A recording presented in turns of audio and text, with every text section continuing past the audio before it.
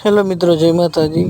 તો સંધ્યાબેન આજે બનાવી રહે છે લીંબુ શરબત અને આયુષભાઈ લીંબુ શરબતની વાટ જોઈને બેઠા છે કે જલ્દી લીંબુ શરબત બને અને મને પીવા જડે। તો સંધ્યાબેન લીંબુ નીચવી રહ્યા છે અને લીંબુ શરબત બનાવે છે।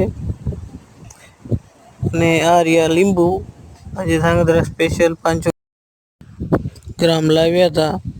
તો લીંબુ શરબત બનાવવા માટે વિદ્યાબેન કંઈક ઈશારા કરે છે અને આયુષભાઈ કહી રહ્યા છે કંઈક, એનું વોઇસ બંધ કર્યું છે।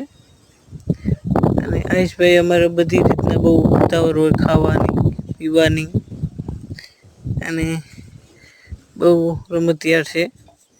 તો આયુષભાઈ સૌની મોર હોય। તો મિત્રો, આયુષભાઈનો વિડીયો કેવો લાગે છે તમને?